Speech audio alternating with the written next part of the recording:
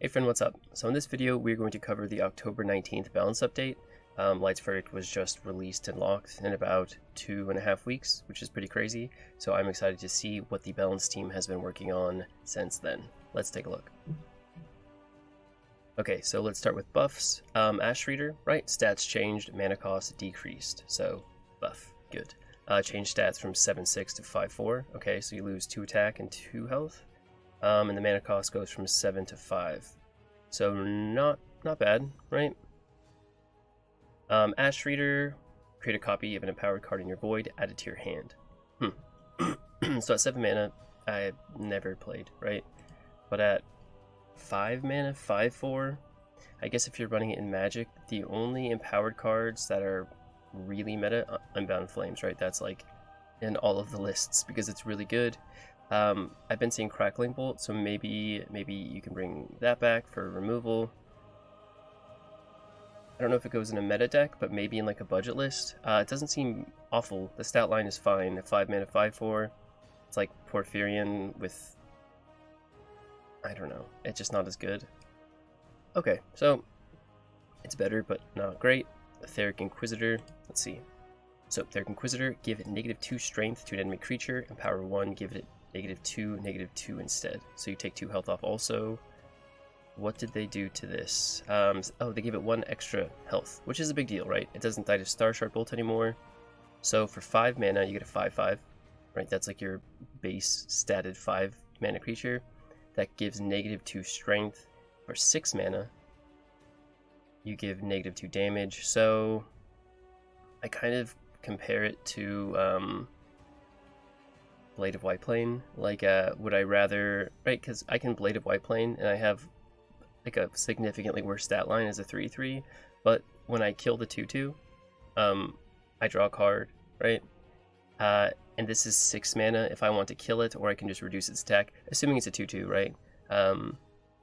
So I maybe you can substitute it for Blade, but I don't think so because it doesn't give you as much of a tempo swing. But you can play this on anything, right? So you don't have to. It doesn't have to be under 3 attack, right? It can have 8 attack, and you can just not kill it. It's better, but it's not good. Big Bony Bastard. Stats change from 4/5 to 5/5. Personally, I feel 1 attack isn't nearly as important as 1 health, especially once you're already above like the 2 or 3 range. Like if you're going from 2 to 3, that's pretty big, right? Because Umber Arrow and Light's Levy, Etheric Extortionist don't work. If you're going from 3 to 4, you get out of the range of Blade of Whiteplane. But from 4 to 5, I guess the Disciple, Etheric Disciple from Ethereal can't transform it, but I don't know if that's like a high value target anyway. So Tempt Fate, empowered 1, add a Pharaoh's Heirloom to your hand. So you get an heirloom. It's a 5 mana 5/5, which is, and it's an Anubian. I still think Anubian's kind of revolving around Priestess of Takat and Raving Necromancer, and just going for that like really aggressive burn deck is probably the best archetype. Maybe if there is like I've noticed a few players bringing like a control Anubian list where they run kind of a bigger top end, so maybe these find a home. I doubt it, but we'll see.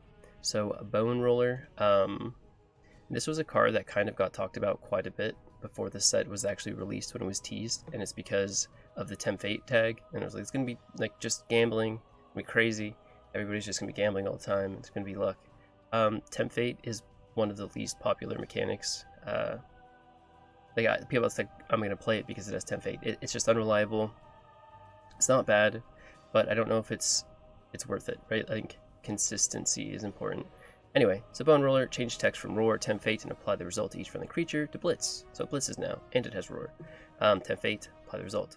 Okay, so Blitz is huge, but I see a really bad Blade of Whiteplane. It's a 5 mana 3/3 that can buff a board if you have it, and it has Blitz. So it's going to take damage, and it's going to trade evenly with a 3/3, where like I can Blade of Whiteplane, and I can kill like a 3/10, right? Or if I kill like a 4 mana 3/3, I can draw a card. Yeah, so underwhelmed. Anyway, nerfs. Some of these are brutal and made me really happy because I'm pretty sure, I'm not a complainer, but I've had an opinion about some of these cards. So Radiant Balmer probably was a bit too good. It is 5 mana now, which is fantastic because that's just an awkward mana slot to play around, especially with something where you're bringing things back. Love it. So what you can't do, and this is really important, at 9 mana, you can't Radiant Embalmer Lips Are Sealed anymore. Unless you save your Pip. But I mean, like, that's fantastic. There's nothing worse than having just like, yeah, okay, right? Like your board is full and like you're tall, and then it's like Radiant Embalmer, like Lips Are Sealed. Again, like, oh good. Like I can do nothing for 3 more turns. Alright, anyway. So no longer 4 mana. 5. Love it. Roar, pull a card from your void to your hand. Same text. Just a 5 mana 2/4. That's an expensive 2/4. Facebreaker has been murdered. Someone call the police. Okay, so Facebreaker was originally released as a 5 mana 5/5. Think about that. Didn't get played. Was nerfed down to a 5 mana 1/4, and now it just crushes, right? I think people figured out over the line, and it is just really strong, and so they changed it to a 5 mana 1/1. So the only time that this will be relevant is if you already have board. So if you have Necroceptor or Cursed Obelisk, and you are wide on 4 and you pip 5 and you go face a few times, like, it comes down as a 5 mana 4/4, maybe 3/3, right? But I mean, top decking that 5-drop from behind, oof. Anyway, Flame of the Second Shattering also felt like it was a bit too strong. Had a text change as well as a nerf. Changed text from deal 4 damage if you have 9 mana unlocked, deal 8 damage instead, to deal 4 damage if you have 9 mana unlocked, deal 7. So yeah, I think that's good balancing, right? Not murdering the card, but tuning it down a bit, so there'll be an impact, right? There are plenty of games where I have barely lost to Magic by like 1 health off, and I would have won those ones. Let's roll those scores back. Recovering Sigil. Okay, this is something I also not complained about, but I said was too strong, especially when Prayer of the Desperate was changed from the best light spell in the game to just like a significantly worse version of this. It's like heal your god 4 and get protected, like, or you can heal your god 3, draw a card, and heal each individual creature on your board 3.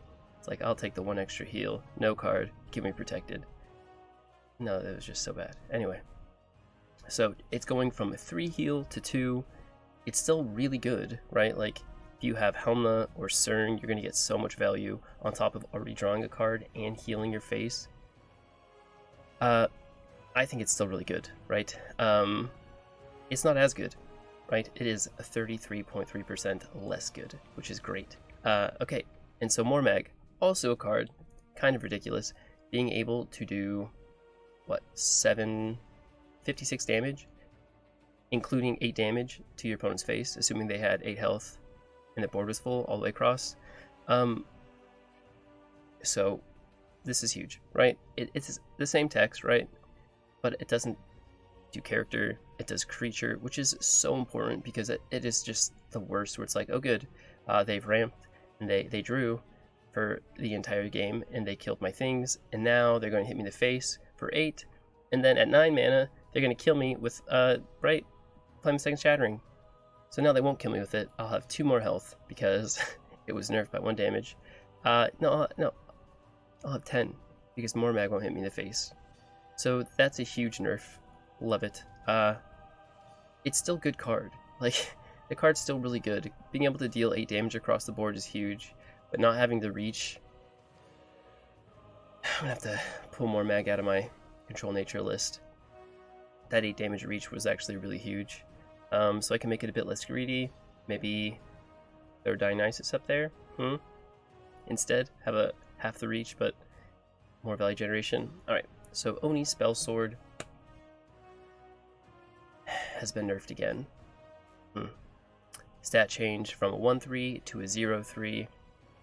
This is good if you are ahead. It's not really going to make a difference. if you're playing against Deception, like mid-range Deception, and they have Bound by Our Will, that can be scary.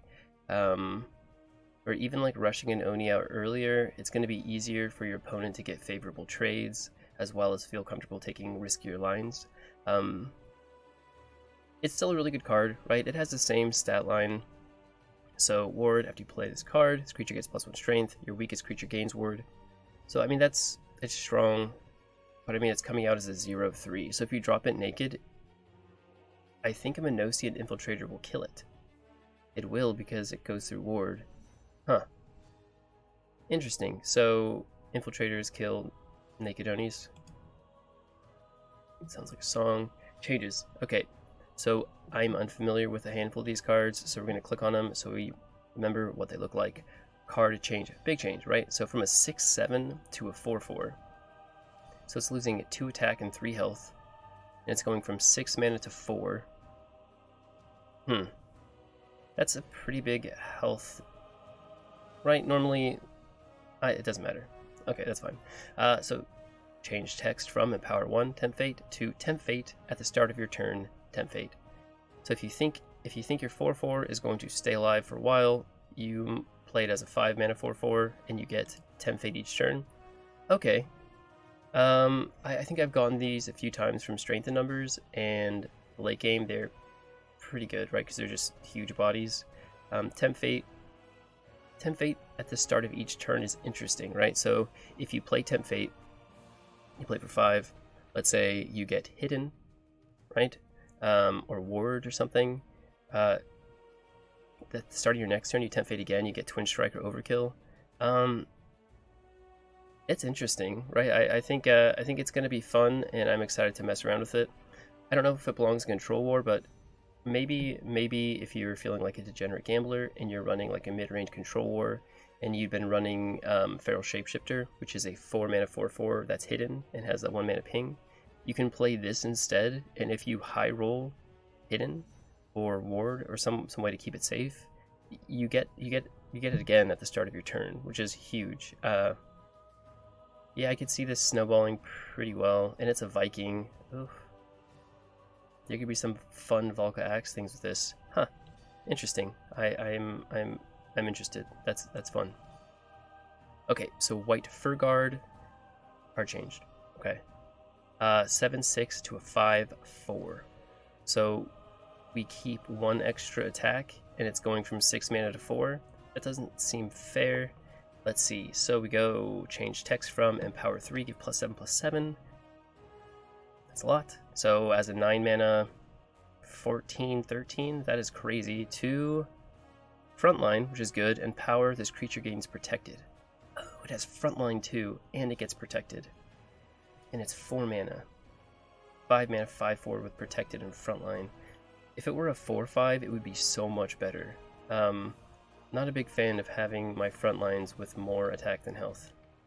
I mean, it's so close to being good. Either way, it's annoying, right? Like, frontline with protected is like, just makes me think of a Highborn Knight. But I mean, it's coming down as a 5 mana 5/4. The frontline is nice.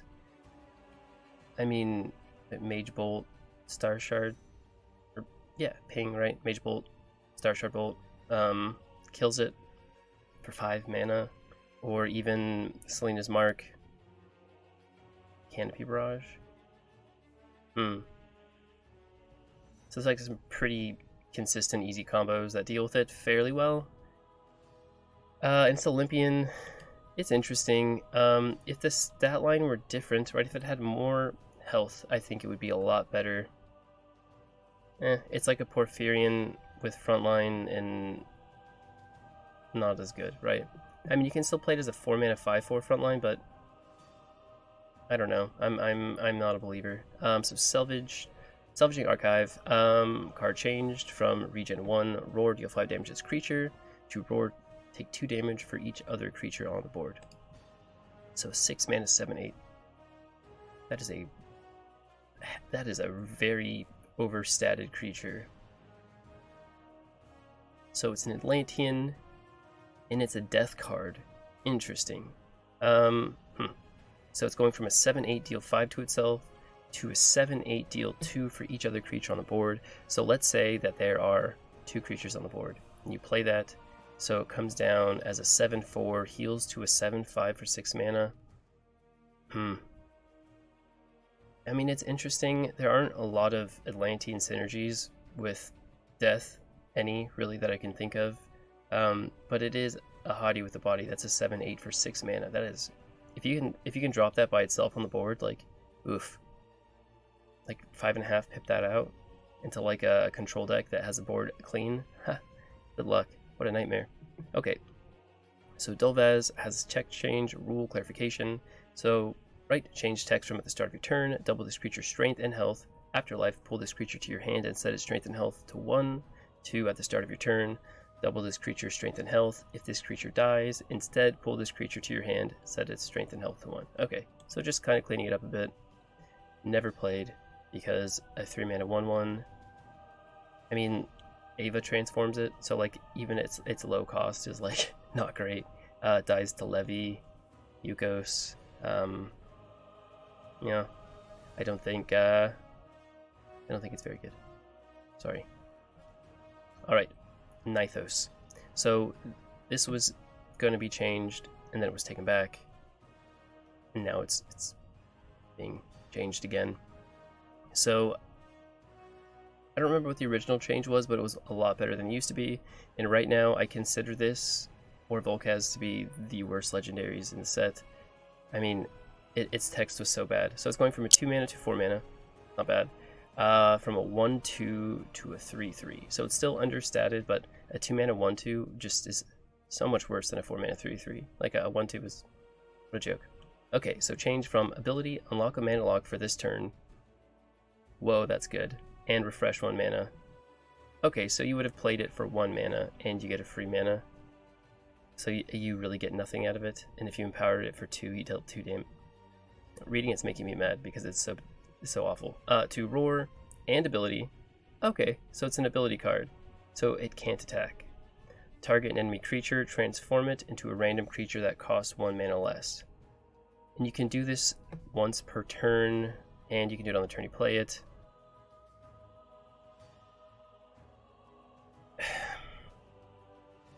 I don't know how I feel about it. So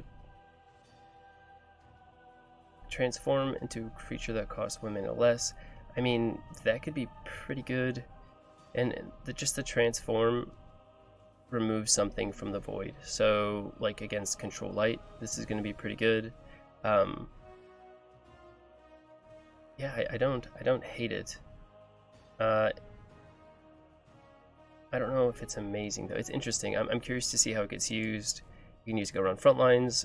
You can use it to remove embalmers or CERN or demogorgons, and you can use it on anything, which is neat. There's not like a it costs 1 mana less. I think it's neat. I don't know how often it will get played or really what type of deck it will fit into, but it's definitely interesting. I'm trying to imagine in Tempo Magic, but I don't think it belongs there. Maybe in Control List, just to... Yeah, I don't know. It's interesting. 4 mana, 3/3, get around frontline, do things. We'll see. So bug fixes, Untamed Regrowth, now gives Confused to friendly creatures correctly when played while there are no enemy creatures. Interesting. Nithos. Mageweaver no longer locks a mana lock at the end of your turn. Okay, all the mana gems are unlocked. Bardley, Parthene, okay. Roar now buffs its health and strength values correctly. Volca's Discovery. I was thinking about this last night. I was wondering if it was one of those changes that was like Light's Levy. They're like, yeah, it obliterates stuff. We just didn't tell you. Or if it was just the bug. So, deals damage correctly after moving protected, and there are only creatures on the board with protected. Okay, so I guess the times I've used it when it didn't work was when there was just protected creatures on the board. Because it was one creature, and I was just trying to get through the protected and kill it. Interesting.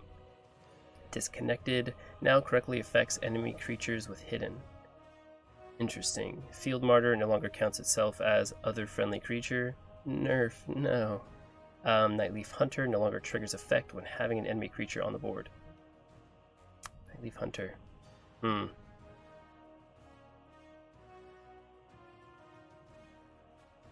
Okay, that's a 3 mana hidden. No longer triggers effect when having an enemy creature on the board? Huh. I'm not looking into that. Enchanted Vines now adds a random nature card into your hand while playing on an empty board.